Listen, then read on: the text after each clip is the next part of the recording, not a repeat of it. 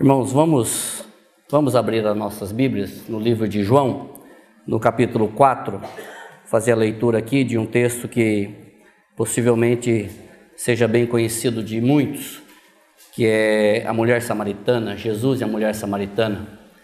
Quantas verdades, quantas maravilhas nesse texto. Nós vamos ler aqui do versículo 1 ao versículo 26. Amém? João 4. Diz assim: quando os fariseus ouviram que Jesus fazia e batizava mais discípulos do que João, se bem que Jesus não batizava, e sim os seus discípulos, ele deixou a Judéia e voltou outra vez para a Galiléia. E era-lhe necessário passar por Samaria. Chegou a uma cidade samaritana chamada Sicar, perto das terras que Jacó dera a seu filho José. Estava ali a fonte de Jacó, e Jesus, cansado da viagem, assentou-se junto à fonte. Era quase a hora sexta. Vindo uma mulher samaritana tirar água, Jesus lhe disse: dá-me de beber. Seus discípulos tinham ido à cidade comprar comida. Disse-lhe a mulher samaritana: como, sendo tu judeu, me pedes de beber a mim, que sou mulher samaritana? Pois os judeus não se davam com os samaritanos. Respondeu-lhe Jesus: se conheceras o dom de Deus e quem é que te pede dar-me de beber, tu lhe pedirias e ele lhe daria água viva. Disse-lhe a mulher: Senhor, tu não tens como que tirá-la e o poço é fundo. Onde tens a água viva? És tu maior que o nosso pai Jacó, que nos deu o poço, do qual ele próprio bebeu, bem assim os seus filhos e o seu gado? Respondeu-lhe Jesus: todo aquele que beber desta água tornará a ter sede. Mas aquele que beber da água que eu lhe der, nunca mais terá sede. Deveras, a água que eu lhe der, se fará nele uma fonte de água que jorre para a vida eterna. Disse-lhe a mulher: Senhor, dá-me dessa água para que eu não mais tenha sede, nem precise vir aqui tirá-la. Disse-lhe Jesus: vai, chama o teu marido e vem cá. Respondeu ela: não tenho marido. Disse-lhe Jesus: tem razão em dizer que não tens marido, pois já tiveste 5 maridos. E o que agora tens não é teu marido.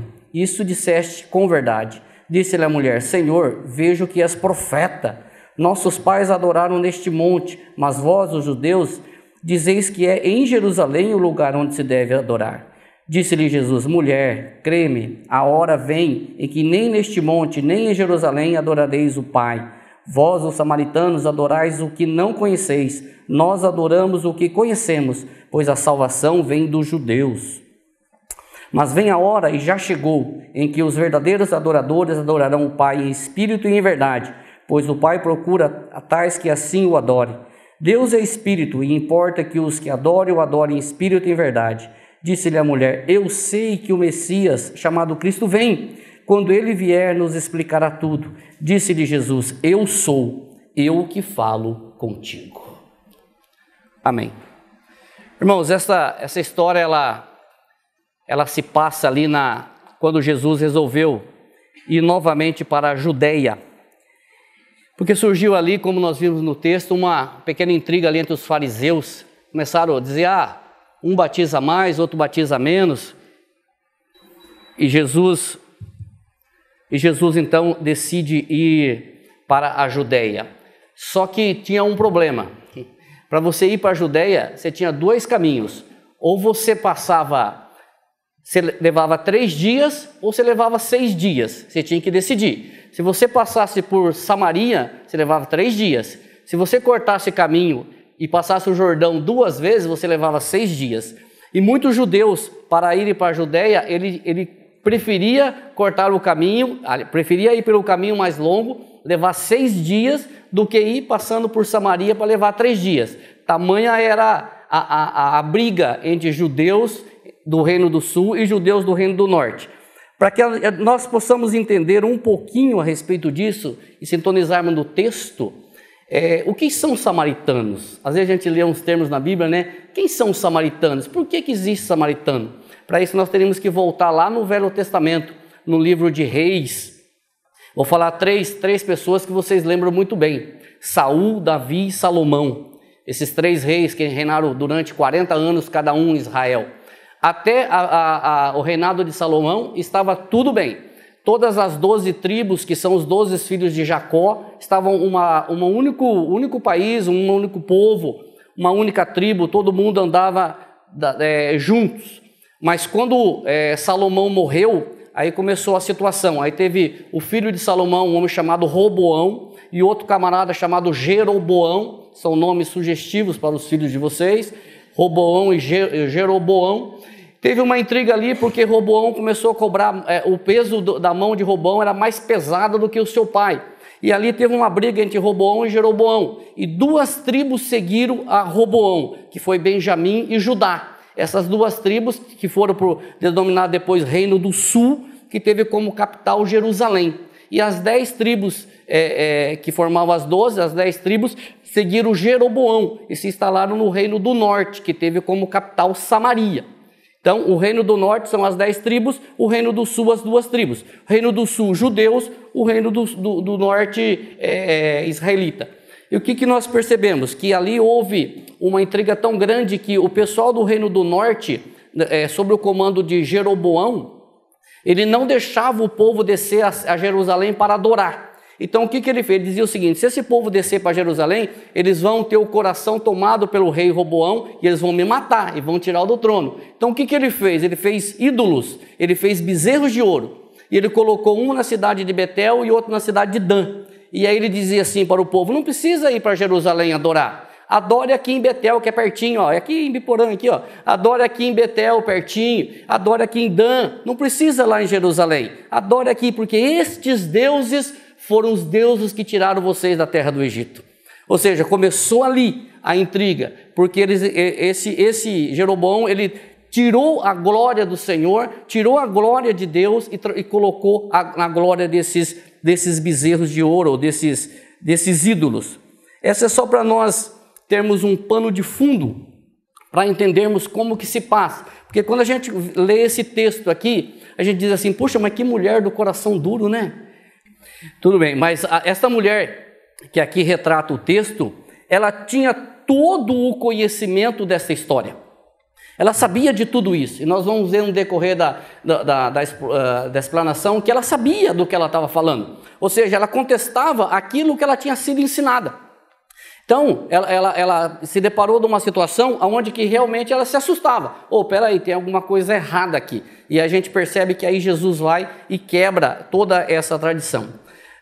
E nós temos visto que o seguinte: a tradição ali desses 2 povos estava sendo motivos de impedimento para aquela mulher conhecer o Senhor. E quantas outras pessoas também que estavam sendo impedidas de conhecer o Senhor por motivos de intriga entre aquele povo.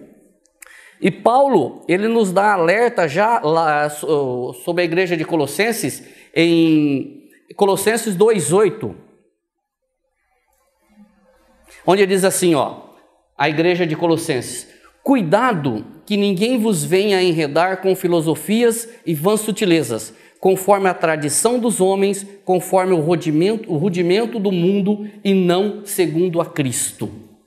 Ou seja, naquela época, e hoje não é diferente, nós percebemos que tradições humanas e rudimentos do mundo são motivos que impedem as pessoas de chegarem a Cristo. Dão mais valor às suas tradições, dão mais valores aos seus ensinamentos que receberam de pai, de avós ou de outros líderes eclesiásticos, e não dão abertura para o conhecimento de Cristo. Então Paulo já diz, não se deixem enredar por isso, porque isso acontece. E quando Jesus prega para eles, e dizia para os fariseus, um pouco mais adiante, Jesus prega para os fariseus justamente em cima disso. E Jesus diz assim, olha, eu sou o Salvador do mundo, eu sou o Filho de Deus. E os fariseus dizem assim para Jesus, não, nós temos por pai Abraão. Vocês lembram dessa passagem? Eu vou colocar aqui em João 8,48. Os fariseus diziam o seguinte, nós temos por pai Abraão. Aí Jesus vai na veia deles e diz assim, se vocês tivessem por pai Abraão, vocês fariam as obras de Abraão. Mas e vocês querem me matar? Como é que vocês são filhos de Abraão? Aí ele dá o versículo pesado, que é João 8,44, que diz assim, sabe quem é o pai de vocês? É o diabo. Vocês são filhos do diabo.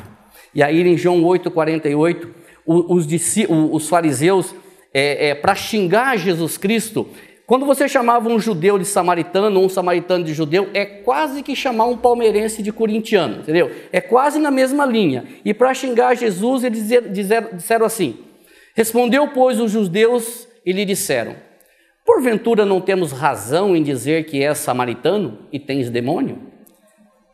Só para vocês entenderem como que é essa rixa entre judeu e samaritano. Muito bem, feita essa pequena introdução, foi pequena hoje, né, Marco? Pequena introdução, nós chegamos na conversa entre essa mulher, que o diálogo que se apresenta foi à beira de um poço. Esse poço ele foi famoso, esse poço ele era famoso. Esse poço a gente poderia chamar de Poço Cupido, porque nesse poço aqui foi aonde Isaac encontrou Rebeca. E nesse poço aqui foi aonde Jacó encontrou Raquel. E agora nesse poço aqui essa mulher está encontrando o Senhor Jesus Cristo.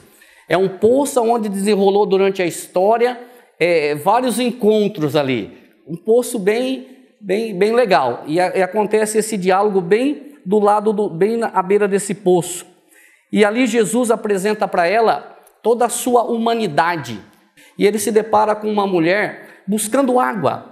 Buscando ali, talvez, o trabalho que ela fizesse, não sei se todo dia, ou quantas vezes por dia, ou quantas vezes por semana, mas uma mulher que estava sempre fazendo aquele serviço. E Jesus, sendo judeu, ele quebra pela raiz aquela discordância que existia entre os povos. Mas a mulher, ela não entende dessa forma, e ela continua com a sua visão terrena, com a sua visão palpável. A visão dela continua nas coisas que ela conhecia, nas coisas que ela tinha ali aprendido. Então demora muito tempo para esta mulher entender do que é que Jesus estava falando. Jesus falava de algo espiritual, mas ela sempre trazia para o terreno. Jesus falava da vida eterna e ela estava falando de tirar água ali, do que ela conhecia. Quando Jesus diz assim para ela: dá-me de beber, dá-me de beber, ela responde de forma muito assustadora. Por que ela responde de forma assustadora? Porque ela diz o seguinte: como é que você pode me pedir de beber? Você não conhece a história? Você é um judeu, eu sou um samaritano, uma samaritana, e ainda mais, eu sou uma mulher samaritana. Quer dizer, um judeu não poderia conversar com um samaritano, e com uma mulher samaritana ainda, nossa, era coisa de outro mundo. Tanto é que se vocês leiam o texto, depois em casa vocês vão ver o seguinte, que a hora que os discípulos chegam, eles se assustam, porque diz assim: nossa, mas ele está conversando com uma mulher samaritana? Só que ninguém ousa dizer para ele ou repreendê-lo. Mas você está conversando com uma mulher e samaritana ainda? Como é que pode uma coisa dessa? Só que Jesus Cristo, ele não veio, ele veio buscar pecadores, né, irmãos? Ele não veio buscar etnias e tal. E ela questiona Jesus justamente aqui, ó: como sendo tu judeu, pedes de beber a mim, que sou mulher samaritana? Como é que você pode fazer alguma coisa aí? Você não conhece o nosso passado? Você não conhece o que aconteceu lá no passado? Você não sabe o que aconteceu entre Roboão e Jeroboão? Só que Jesus ignora completamente essas diferenças. E aí em João 4,10 continua o diálogo.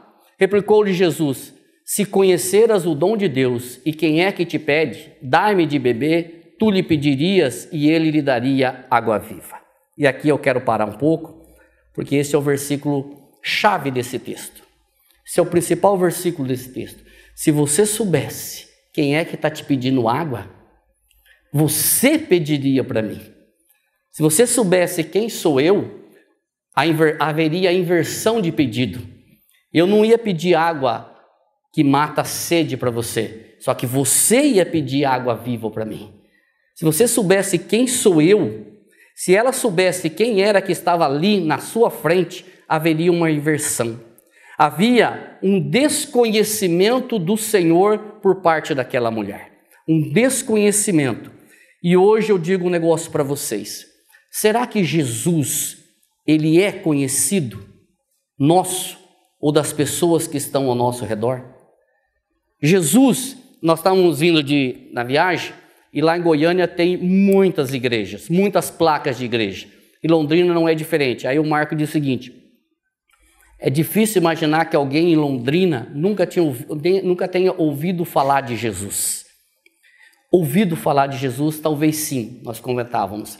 Mas será que conhece Jesus? Sabe quem é? Ou conhece um Jesus histórico? Um Jesus que passa no cinema, na televisão? Conhece o Jesus da Bíblia? Alguém disse o seguinte: hoje nós temos uma coletânea de Jesuses. Você tem o Jesus playboy, você tem o Jesus capitalista, o Jesus comunista, você tem o Jesus roqueiro, você tem o Jesus isso, você tem o Jesus aquele, você tem o Jesus... Alguém diz assim: mas e o Jesus de Colossenses 1? O Senhor, aquele que fez, aquele que é a imagem, a verdadeira imagem do Deus Todo-Poderoso, aquele por quem criou todas as coisas, tudo foi feito por Ele e para Ele. Ele antes de todas as coisas, Deus convergiu nele todas as coisas, nele todas as coisas subsistem. Este Jesus é conhecido? E aí nós nos deparamos com este versículo aqui, ó, João 1,10. Estava no mundo, o mundo foi feito por meio dele, mas o mundo não o conheceu. O Criador do mundo, o mundo foi feito por meio dele, mas o mundo não o conheceu. Que mundo é esse? É o mundo que nós vivemos, é o mundo que nós estamos aqui, as pessoas que não conheceu e o que mais entristece, não quer conhecer. Você pode dizer assim: nossa, mas você é muito radical. Eu estou sendo claro, as pessoas não querem Jesus. As pessoas querem qualquer outra coisa, não querem Jesus. E não fique bravo, você também não queria. Você também não queria. Só que o Senhor revelou, o Espírito Santo revelou no teu coração. Por isso que você está aqui hoje buscando o Senhor. E eu quero dizer para você que se o Senhor não revelar Jesus a nós, se o Senhor não trouxer a revelação, se o Espírito Santo não trouxer a revelação do que é o Evangelho, do que é a salvação, do que é graça, se o Espírito Santo não trouxer a revelação do que Jesus Cristo fez naquela cruz por mim e por você, nós ficamos que nem essa mulher, olhando para as coisas materiais, palpáveis, controláveis, e não elevamos o nosso pensamento, não passamos desse pensamento terreno para um pensamento espiritual. E Jesus ainda fala uma outra coisa para essa mulher que é maravilhoso: se conheceras o dom de Deus, se conheceras o dom de Deus, irmãos, eu faço essa pergunta para vocês: o que é o dom de Deus? Você passaram para mim? O que é o dom de Deus? O dom de Deus é o que está em Romanos 6,23. Porque o salário do pecado é a morte, mas o dom gratuito de Deus é a vida eterna. Este é o dom de Deus. Estava diante dela o dono, a vida eterna. Se você conheceras o dom de Deus, está aqui o dom de Deus. Eu sou o dom de Deus, eu que te dou a vida eterna. Por isso que ele disse: se você soubesse quem está aqui, nós íamos ter uma inversão de pedido. Você ia se prostrar e você ia me pedir, e não eu que estou te pedindo. Mas até aquele momento ela não conhecia Jesus Cristo. E eu volto à pergunta: nós conhecemos Jesus? Nós sabemos sobre Ele? Nós temos Ele nos nossos corações? Ele é a nossa vida? Ou da mesma forma estamos com os nossos olhos apenas nas coisas terrenas, palpáveis, controláveis, sob o nosso controle? E a mulher, ainda dentro das suas convicções carnais, visíveis, responde de forma provocativa para Jesus, desafiadora, porque até então estava numa conversa mulher com um homem, uma samaritana e um judeu. Havia ali no meio algumas intrigas, algumas rusgas do passado. Ainda ela responde de forma provocativa e desafiadora: você não tem como tirar água? De verdade, deu uma bochada, eu quero ver você tirar água. Segundo fontes extra-bíblicas, esse poço tinha 100 metros de profundidade. 100 metros de profundidade. Você não tem como tirar água? Eu quero ver o que você vai fazer. O poço é fundo e você não tem como... Ela responde aqui, ó. Deixa eu colocar o texto. Tu não tens com que tirar água e o poço é fundo. És tu maior que nosso pai Jacó, que nos deu o poço, do qual ele mesmo bebeu, e bem assim seus filhos e o seu gado? Olha que desafio. Quero ver você conseguir tirar água, você não tem nada aí, e eu não vou emprestar o que eu tenho aqui. Eu tenho aqui um negócio que eu tiro, só que eu não vou emprestar para você. Quem é você? Você está me pedindo para mim? Quero ver você o que você vai fazer. Entendeu? Porque vamos ver aqui quem é maior. E outra coisa, hein? Você é maior que Jacó? Você conhece Jacó por um acaso? Você é maior que ele? Foi ele que nos deu o poço. Foi ele que bebeu dessa água aqui. Foi ele que deu para o seu gado e para os seus filhos. E quem é você na ordem do dia? Entendeu? Quem é você aqui perante Jacó? Eu conheço Jacó, você eu não sei quem é. Quer dizer, a conversa continua do mesmo jeito. E Jesus, a partir daí, ele traz essa conversa para o nível espiritual. Ele diz assim, afirmou-lhe Jesus, quem beber desta água aí, ó, que você está se vangloriando dela, tornará a ter sede. Aquele, porém, que beber da água que eu lhe der, nunca mais terá sede, para sempre.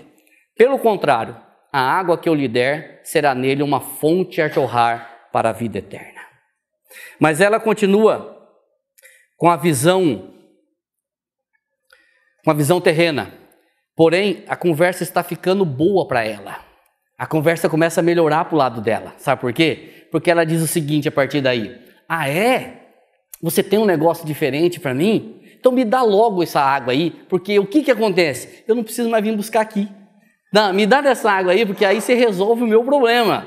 Entendeu? O meu problema, você sabe o que é? É vir buscar essa água aqui não sei quantas vezes por dia, não sei quantas vezes por semana. E com certeza não era levinho.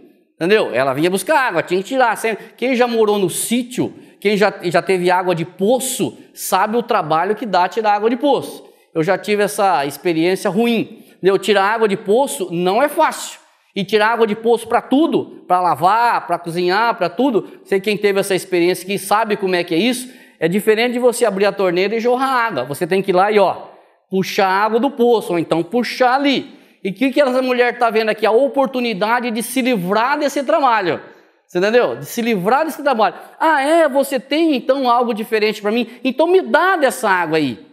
Sabe por quê? Porque eu não preciso mais vir aqui buscar água aqui não. Eu vou ficar meio na forga lá em casa. Eu não preciso mais buscar dessa água. Mas Jesus não estava falando dessa água. Então me dá desta água para que eu não precise vir aqui mais buscá-la. Mas só que Jesus, ele muda a conversa para outro rumo. E deixa eu me achar aqui que eu me perdi, tá? Jesus apresenta para aquela mulher que a graça que ele está apresentando a ela não é por merecimento. Ela está falando de uma água, de um esforço físico, e Jesus está falando de algo espiritual. Jesus está dizendo para ela que a graça que ele veio trazer, que a vida que ele veio trazer, que o dom de Deus que está perante ela, não é por merecimento, mas é por graça. É isso que ele está falando para ela. A água viva, do mesmo modo que os judeus, que aquela mulher não entendeu, os judeus também não entenderam. Mesmo porque vocês conhecem a história que muitos judeus não creram em Jesus Cristo. Por isso que o texto diz ali, veio para o que eram os seus e os seus não receberam. Mas todos quantos o receberam, deu-lhe o poder de serem feitos filhos de Deus. Eu e você e tudo mais que cremos no seu nome. Tanto ela, quanto os judeus, quanto Nicodemos. Você lembra da história de Nicodemos? Que chega diante de Jesus Cristo, Jesus leva a conversa para o nível espiritual e ele faz aquela pergunta que hoje nós rimos. Senhor, como que pode nascer de novo? Eu posso voltar para o ventre da minha mãe? Pode um velho voltar para o ventre da sua mãe e nascer de novo? Jesus estava numa conversa em nível espiritual e Nicodemos estava numa conversa em terreno. Essa mulher também, Jesus estava numa conversa em nível espiritual e ela estava numa conversa de nível terreno. Só que a hora que Jesus se revela a ela, aí então ela traz dizendo o seguinte, eu sei, respondeu a mulher, que há de vir o Messias, chamado Cristo. Quando ele vier, nos anunciará todas as coisas. Ela já conhecia a respeito do Messias. Ela sabia que o Messias viria. Ela já tinha sido ensinada a respeito do Messias. Ela não sabia quem era o Messias, mas ela sabia que o Messias viria. E hoje, irmãos, vamos contextualizar. Hoje, nós vivemos um período em que nós sabemos que o Senhor Jesus vai voltar para buscar a igreja dele. Não sabemos quando, não sabemos talvez como, mas nós sabemos que o Senhor Jesus Cristo vai voltar para buscar a igreja dele. E quantas pessoas que ainda estão dizendo, eu não quero isso. Mas vai demorar muito. As coisas são assim desde que meus avós eram vivos. Nós sabemos, da mesma forma que essa mulher sabia que o Messias viria, nós sabemos que o Senhor Jesus Cristo voltará. E a mesma advertência serve para nós. O Senhor Jesus voltará para buscar o seu povo. Não para buscar a comunidade cristã de Londrina, nem batista, metodista, presbiteriana. Não, vai buscar o teu povo. E se Deus quiser, todos subiremos. Aqueles que creem que o Senhor Jesus Cristo é Salvador e Senhor da sua vida. Aquele que reconhecer, aquele que confessar com a boca e crer com o coração, esse subirá com o Senhor Jesus Cristo. E ela reconhece aqui, ela conhecia sobre o Messias, ela sabia que esse Messias viria, só que ela não sabia que era o Messias que estava diante dela. E no momento que Jesus se revela a ela, ele diz assim: disse Jesus, eu sou, eu que falo contigo. Você imagina o choque, você imagina a surpresa, você imagina o regalar de zóio, você imagina? Eu estava lendo esse texto aqui, eu me coloquei no lugar dessa mulher. Hoje passou a história, a gente lê e diz, que legal, a mulher samaritana estava falando com Jesus. Volta para o texto, se coloca ali, do lado daquele poço. Nós não falamos aqui, mas essa mulher, ela tinha um passado, ela teve 5 maridos. 5 maridos. E ela estava com um outro homem que não era marido dela. Só que o texto não diz que ela era pecadora. Sabe por quê? Porque eu vi um comentário que eu achei fantástico. Eu sempre preguei uma mensagem de Gideão, aí o irmão lá trouxe a mensagem de Gideão que ele arrebentou a minha cara. Ele mudou a visão, eu falei, Senhor, eu nunca tinha pensado isso. Essa mulher aqui trouxe um comentário que diz assim, vocês lembram que era costume, talvez, até alguém questiona Jesus, que quando a mulher era casada com o marido, e o marido morresse, se ela tivesse irmão, talvez a mulher tinha que casar com os irmãos. Que de pecadora, ela poderia ser vítima, e esse último pudesse não querer assumi-la. O cara diz, é só um comentário, e Jesus conversa com ela, mas Jesus traz à tona o passado dela. Diz assim, você teve 5 maridos, e esse que você tem não é seu. E isso você falou a verdade. Por isso que eu coloquei lá no início do termo, o Marco ligou e falou, qual que é o tema da mensagem? Eu falei, não sei. Mas aí eu disse assim, é uma conversa sincera, uma conversa dela com o Senhor Jesus, sinceridade. Vai buscar o teu marido. Eu não tenho marido. Verdade. Ela não falou para Jesus que teve 5, foi Jesus que falou para ela, você teve 5. E o que você tem agora não é seu. Uma conversa sincera, ela não estava tentando esconder. Irmãos, isso é algo que eu trago para nós também. Nós tentamos às vezes esconder os nossos problemas e os nossos pecados do Senhor Jesus Cristo. Como o Marco disse aqui, lá em Goiânia, uma prática que nós achamos interessante é confessar os seus pecados. Dizer, Senhor, perdoa o meu pecado, perdoa os meus pecados. Eu falei aqui, Senhor, eu falei ali, eu falei lá. Senhor, perdoa os meus pecados. Porque quando nós voltamos para o Salmo 139, não há nada que você vai falar que ele já não sabe que você vai falar. Ou seja, a oração que você vai fazer pedindo perdão dos seus pecados, foi o Senhor que gerou no teu coração. Foi o Espírito Santo que gerou no teu coração para que você pudesse pedir perdão. Então não há por que nós ficarmos escondendo do Senhor aqueles pecadinhos de estimação que nós dizemos assim, Senhor, esse daqui não dá para contar. Esse aqui eu tenho vergonha de contar, mas o Senhor sabe. O Senhor sabe, como o Senhor sabia da vida desta mulher. E foi muito interessante. E aqui o Senhor diz assim, eu sou o que falo contigo. Percebe que essa expressão é a mesma expressão de Êxodo 34, quando Moisés começa a questionar, dizer assim, Senhor, quando o Senhor diz assim, Moisés, vai lá para o Egito salvar o meu povo, vai para o Egito tirar o meu povo da escravidão. E Moisés diz assim, Senhor, mas quando eu chegar lá e perguntar para eles, quem me enviou? O que o Senhor diz assim? Diz assim, Moisés, eu sou te enviou. Eu sou o único, eu sou o Deus verdadeiro, onipresente, onipotente, onisciente, eu sou o único, o Criador. Não há outro além de mim, não há outro Deus que você tenha que se prostrar. Aqui diante dessa mulher, Jesus diz assim, eu sou mulher, eu sou o dom de Deus, eu sou a vida eterna, eu sou aquele que faz jorrar água de dentro de você. Não há outro. Não precisa buscar outro. Se você estava aguardando o Messias, você sabia que o Messias viria, o Messias chegou. Eu sou aquele que falo contigo. dá para desmaiar diante de uma situação como essa. Pensou? Dá para desmaiar diante de uma situação. Eu sou aquele que falo contigo. Queridos, como eu disse, se o Espírito Santo, ele não revelar para nós, nós ficamos ainda nas coisas terrenas, como a palavra do Senhor diz em 1 Coríntios 2,14.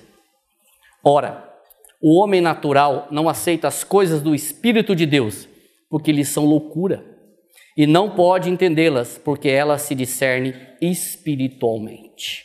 Às vezes a gente vai conversar com algumas pessoas, você fala, você anuncia a palavra, você prega Jesus, você fala do Evangelho, você conta a história, você fala da Bíblia e a pessoa não entende. A pessoa não quer, parece que quer rachar a cabeça, a pessoa não quer entender, a pessoa não consegue discernir aqui. Você fala, mas está tão claro isso, rapaz, foi assim, assim, assim. A pessoa fica olhando para você assim, do tipo assim, você está doido, rapaz, isso não existe, entendeu? Aí você diz, Senhor, tem misericórdia, mas aí, o homem natural não aceita as coisas do Espírito de Deus, porque discerne, porque são loucura, e é loucura mesmo. Se pegar um Deus criador, como diz ali na palavra, descer e morrer na cruz para salvar eu e você, que você não merece, você é um pecador, um miserável que nem eu, isso realmente é loucura, mas o Espírito Santo vem e abre a mente, o cara diz, agora eu sei. Essa mulher disse, agora eu sei. A mesma atitude dessa mulher, quando o Senhor se revelou a ela, foi a atitude de Filipe. Lembra da atitude de Filipe? Lá em João 1,45, Filipe encontrou Natanael e disse, achamos aquele de quem Moisés escreveu na lei e a quem se referiram os profetas, Jesus de Nazaré, filho de José.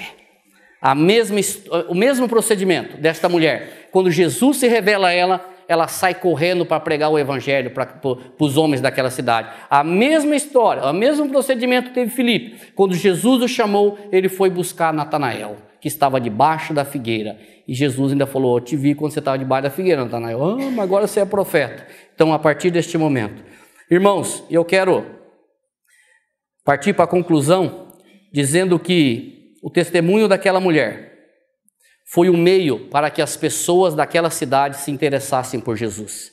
Quero ler esse texto aqui, que é João 4, 39 a 42, que diz assim, muitos dos samaritanos daquela cidade creram nele, por causa do testemunho da mulher. Esse é o testemunho da mulher. Disse-me tudo o que tenho feito. Quando ela correu para a cidade, ela disse para aquelas pessoas, olha, eu encontrei alguém que disse-me tudo o que eu tenho feito. Esse foi o testemunho dela. Vindo ter com ele, os samaritanos rogaram-lhe que permanecesse com eles, e ficou ali 2 dias. E por causa das suas palavras, muito mais creram nele. Diziam à mulher, já não é pelo teu dito que nós cremos, agora nós mesmos ouvimos falar, e sabemos que este é verdadeiramente o Salvador do mundo. Olha a diferença, vocês lembram lá de uma passagem lá do demoniado de Gadareno, que Jesus expulsa o demônio do menino do cara lá, e os demônios entram nos porcos, e os porcos se jogam lá para a ribanceira abaixo e morre todo mundo. O povo chegou e falou o quê? Sai daqui, Jesus, sai, vaza daqui. Aqui os samaritanos disseram, Senhor, fica conosco mais 2 dias, fica conosco. Olha a diferença, Senhor, fica conosco. E a palavra diz que o Senhor ficou ali 2 dias. E muito mais creram nele. A luz tinha chegado àquela cidade e muitos creram. Eles reconheceram que Jesus é mais que um profeta anunciado pela mulher. Ali perante eles estava, durante 2 dias, o Salvador do mundo. Qual foi a mensagem da mulher para aquela cidade? Um profeta. Encontramos um profeta que me disse tudo que tinha acontecido comigo. Aqueles homens, eles concluíram que aquele que estava ali era mais do que um profeta. Como termina o texto, era verdadeiramente o Salvador do mundo. O Salvador do mundo. Aqueles samaritanos, eles enxergaram que a esperança não estava na mulher. A esperança deles não estava na mulher, mas a esperança estava no Senhor Jesus Cristo, o Salvador do mundo. Eles viram o Senhor Jesus, eles presenciaram o Senhor Jesus Cristo. Que privilégio!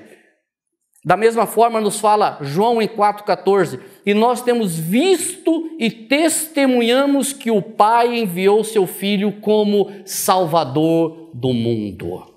Nós vimos, eu estava analisando isso daqui também, irmãos, não é olhar assim, que pena, mas imagina que privilégio tiveram essas pessoas de enxergar, de tocar, de olhar e ver Jesus Cristo.